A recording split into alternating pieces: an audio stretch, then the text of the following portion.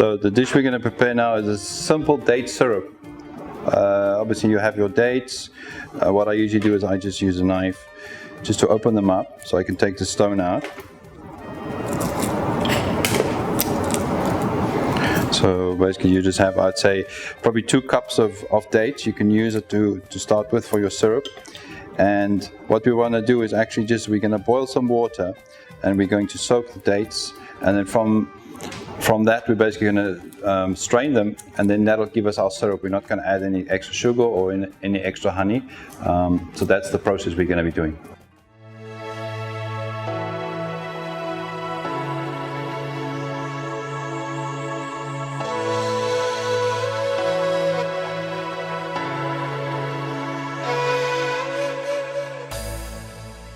So now I'm going to cook the actual syrup. Let's get my pan hot. I've boiled already water, which obviously is going to speed up the process.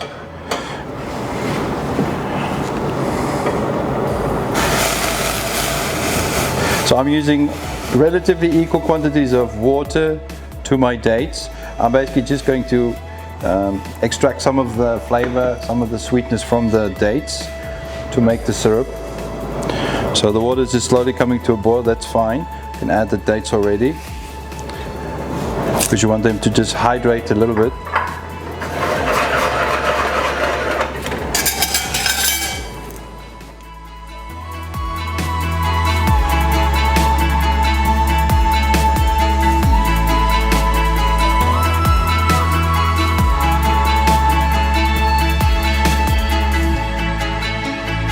So as they soften, they're going to color the water slightly, and then once we have enough color, we will strain them. But this needs to cook for maybe 5 minutes, maybe 10 minutes. Depends on how much color you want, how much flavor you want. You can get a much lighter syrup, just do it very quickly. Or if you cook it longer, you'll get a more darker syrup, depending on what you want to do with it. Obviously, we're going to use this specific syrup for several dishes that we're going to be doing afterwards. So I'm just going to leave that to cook for about 5 minutes, and then we can strain it afterwards.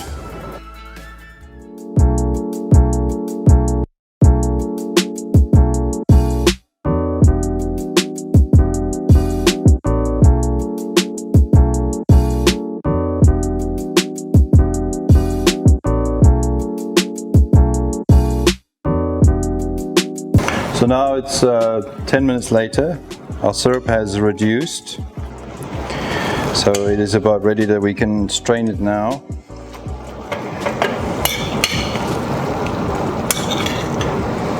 So it's a nice syrupy consistency. You can use any strainer. Obviously the finer it is, the better, because the finer your strainer, the more smooth your syrup is going to be.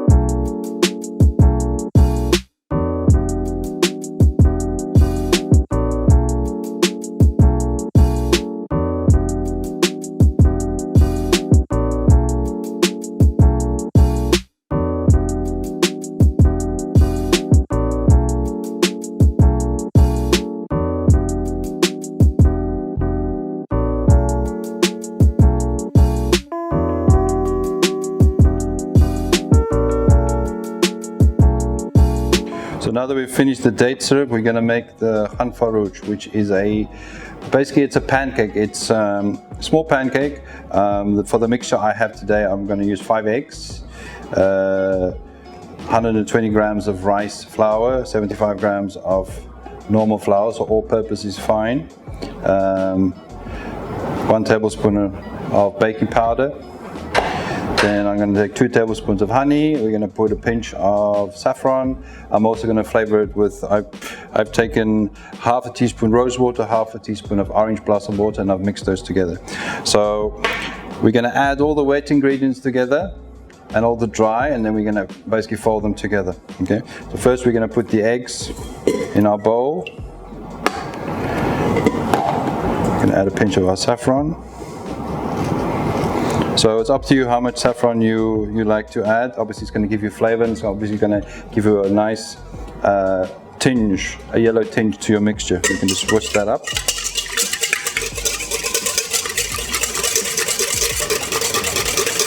So you can break the eggs down nice and smooth, so there's not any lumps, not any white or yellow separate. It's all nicely mixed.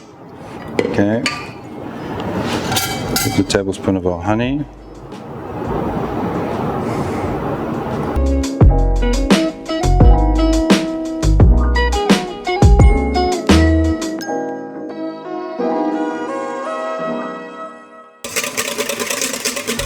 So we're trying to dissolve the honey into our eggs. That's fine. Now we can add our flowers. I will just add them together. And then the baking powder we add as well. The baking powder is just to give you a bit of a lightness to the mixture, so it's not too dense. Just lightly mix that together. That can just go in. And at this stage we can add our rose water and honey blossom water, or orange blossom water I should say. And we're done with that. So now we're just going to mix this through. It's going to give you a thick batter, but just mix it properly because you don't want to have any lumps. So it's going to be smooth.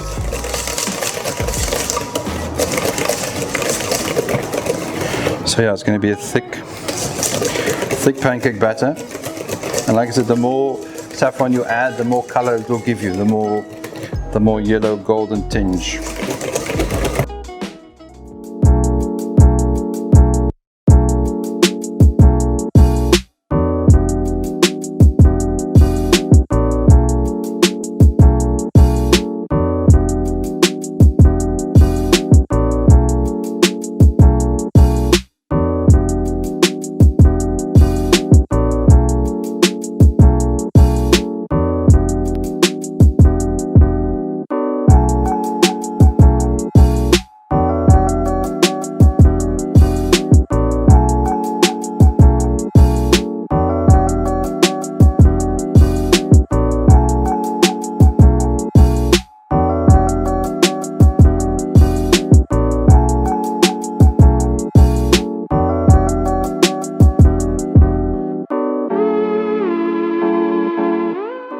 So it's been 10 minutes, our batter has rested. So we're going to make the khanfarosh now. Let me just turn on the fire. What I usually do is I get the pan hot, I add the oil, and then I pour the oil out because I basically want to just have a very thin layer of oil. If you have a non-stick pan, obviously that's perfect. But if you have a normal pan that you've used before, to get it to be non-stick, add the oil, get it nice and hot, pour the excess out. You can use it for any pancakes or anything you're going to be frying in the pan. I think that's fine.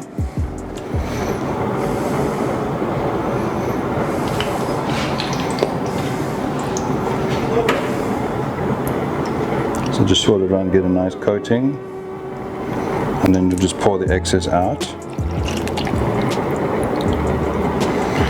Right, that should be fine.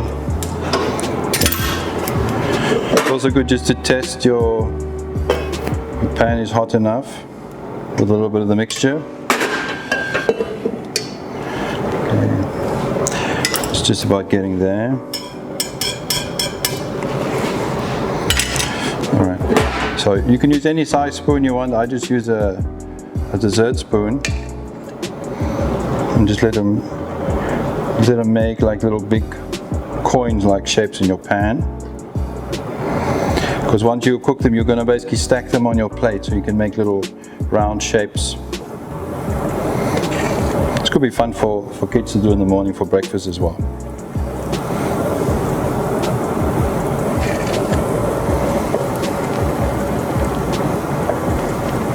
And now with the baking powder, they are puffing up slightly.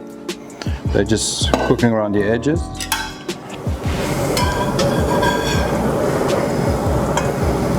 So you want to just get a little bit of just a light brown color on the bottom. Not get them too dark. If you think your pan is getting too hot, you can obviously just turn the heat down.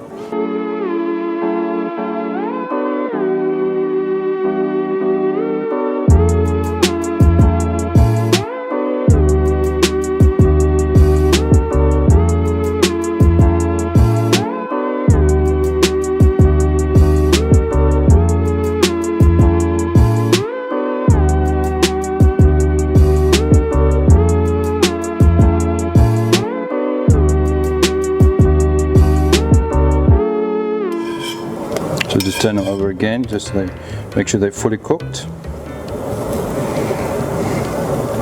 Then you can have your plate ready. So you're basically going to serve them straight onto the plate. These are ready. So I'm just going to arrange them in the line. And just design them as you like on your plate. And then once I have them there, I have my syrup ready.